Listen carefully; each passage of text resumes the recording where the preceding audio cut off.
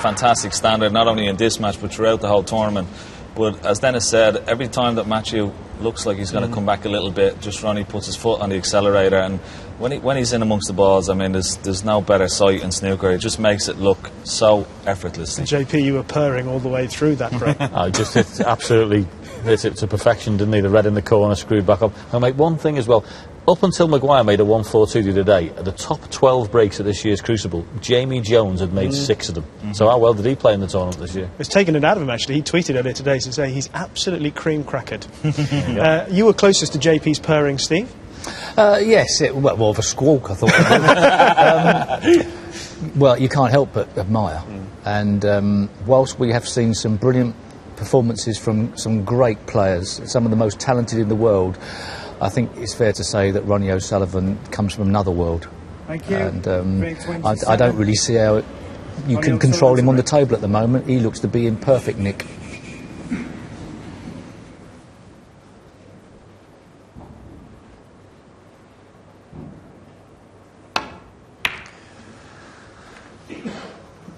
Ronnie O'Sullivan breaks off.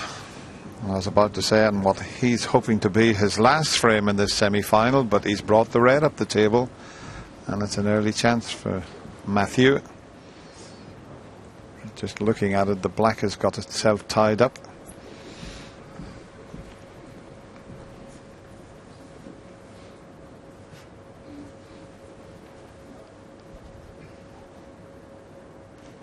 Yes, Ronnie obviously breaks off left-handed, and it's amazing, virtually every one of Ronnie's breaks he just tied the black up. The two players that were on show this afternoon, Maguire and Ali Carter, the way they broke, never tied the black at once. 6.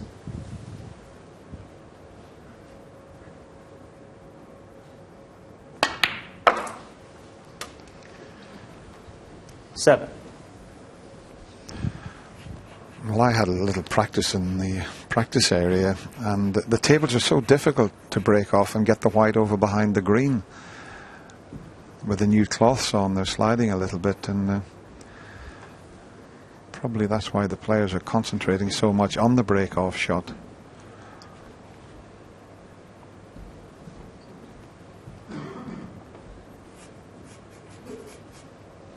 Yes, it's not such an advantage now to break off as it is years ago. You could guarantee getting on the top cusp behind the green.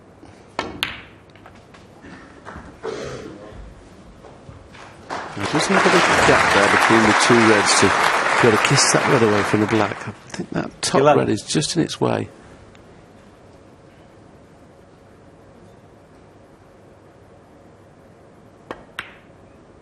I don't think it was on that way. They obviously played for pink.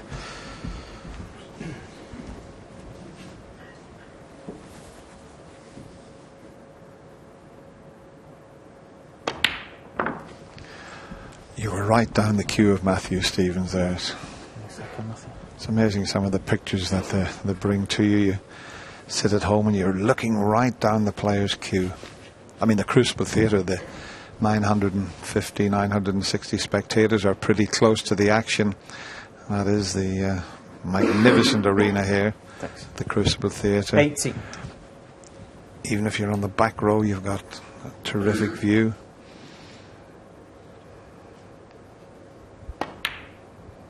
And you can see the cameras there that bring you these marvellous pictures. He'd have really loved an angle on this blue to go into them. He hasn't got that angle now. The red to the right of the pack will pot in the right-hand corner, which will be bringing reds into play if he plays it. Just seeing how far he can go across the table to make that a certainty. Got to be a little bit careful if he runs through and plays the screw shot off that red. He doesn't screw towards the middle pocket. Just unfortunately, as you can see there on Hawkeye, absolutely dead straight. Yeah, that's a sort of a shot. If you play with top spin, you follow it in. If you play with bottom spin, you screw back in the pocket. And you know, the gentleman sitting in the studio sets this shot up, Steve Davis, and he demonstrates running through, screwing back, and then he screws back into the pocket one-handed, holding the cue like a dart. Unbelievable how 24. Steve does that.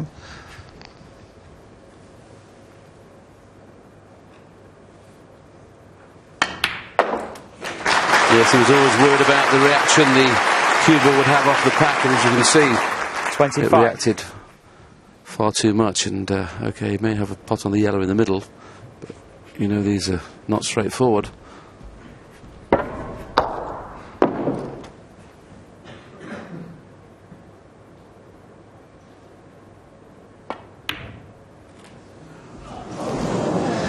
He knew Mathew immediately. Stevens, 25. He was up as soon as he played the shot. He knew he'd missed the yellow. Straight away, he was on his way back to his seat. Now, what can Ronnie make of this? Ooh, I'll tell you what, he nearly missed the red. He played that with right-hand side, and it just threw the white off a little bit and almost missed it. But he's got an angle on the green to open things up here, as we just show you this red wobble in the jaws. What can he develop here? Just played for the top red there. Black still tied up. Not sure if the pink's available at the back of the bunch. It is. 5. And he had worked that out. He's got such a quick brain, Ronnie O'Sullivan. But has he got enough angle to bring some of the reds into play? He'll have to hit it pretty hard. Yeah, he can do that. Where's the red going? Foul. Ronnie O'Sullivan, 5. Well, you couldn't Mathew anticipate Stevens, that 6. happening. You're always looking for little plants in the pack, but how did that spring out and go in the middle pocket? Let's have another look at this. No, that's just unlucky.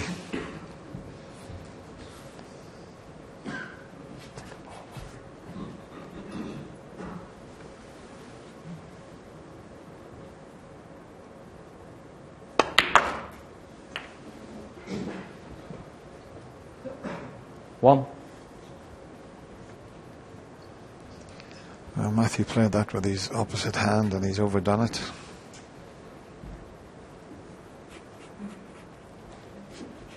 And this is a tough blue. It's a fairly comfortable pot if you just roll it in, but he's having to dig down, as you can see, to get the cannon.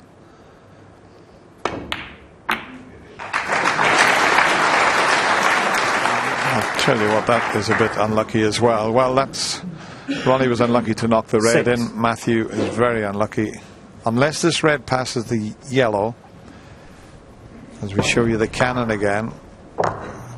Played it well. It must be tight, this. It passes the black, but does it? Well, you've got to be so precise from that angle. No, the yellow was slightly in the way. If he had been in behind the red, 6. he would have been okay.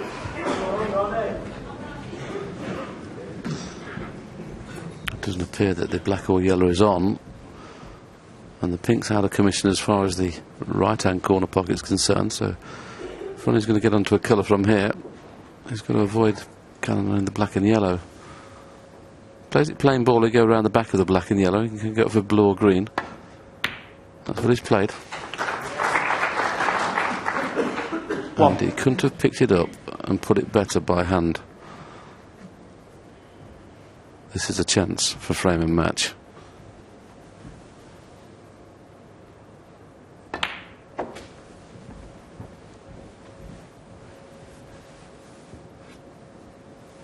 Six.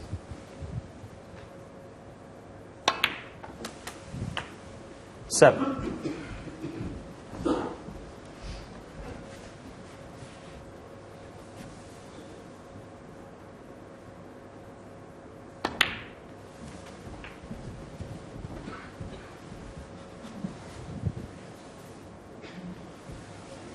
$30. 14. The way Ronnie's played that tells us that the yellow doesn't pot, so there's a good positional shot needed to make this into a frame and match winning chance. So Mathew may get a lifeline here.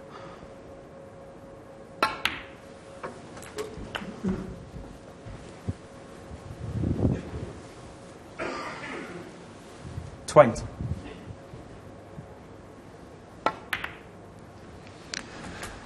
Yes, it's all about that 21. yellow ball. The reds are available.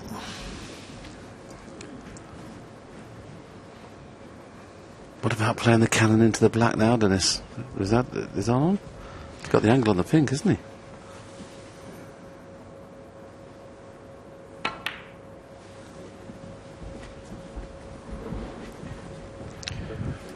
I'm just wondering, he might just play the cannon 27. now that you were talking about, Willie, just to flick the yellow out of the way. 28. But it hasn't quite worked out. I don't think he can get on the red now. Just caught it a fraction thick, that cannon. If he'd have caught it slightly thinner, it'd have run through and been on the red. So he's going to be playing the snooker, so Mathew's going to get back to the table, albeit he won't like the shot he's going to have to play. White in behind 35. the black, red up behind green or brown. Ronnie O'Sullivan. 35.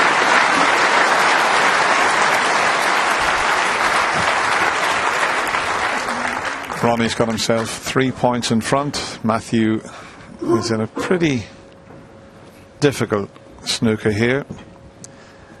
The middle pocket slightly in the way of the two cushion escape, and if he misses making contact with the red and slips past, he could quite easily leave a free ball. This is a key shot for Mathew Stevens. It could possibly be his last shot in this year's World Championship, so he's going to have to make it a good one.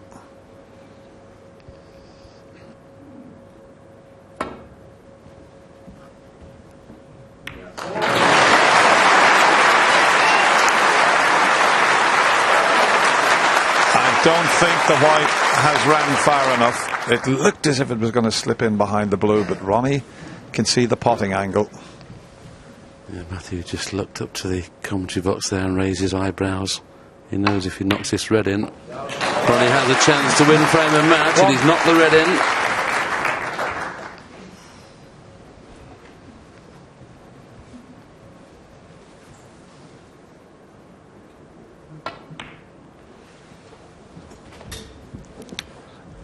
Now, can he screw back and avoid the pink, or is he going to have to run this around? Looks as if he can screw back. Now look at this shot played with his left hand with reverse side. 8. Quick glance at the scoreboard.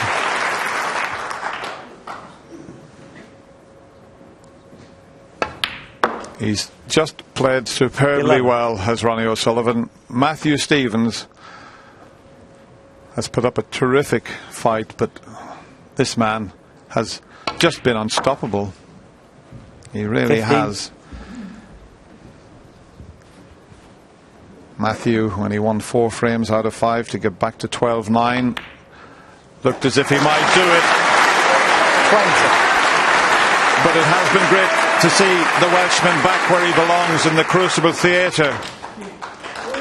But you can't take anything away from Ronnie O'Sullivan. Absolutely sensational. And he pats the back of Mathew Stevens. They've got a lot of admiration for each other. But Ronnie O'Sullivan gets himself into the final for the 4th time. It's going to be a cracking match with him and Ali Carter. And Ronnie eventually runs out a winner, 17 frames to 10. Well done to both players. Superb from Ronnie O'Sullivan. The purring continued. He's into the final again. Hazel was talking about his record earlier today. 3 from 3 here, Ken.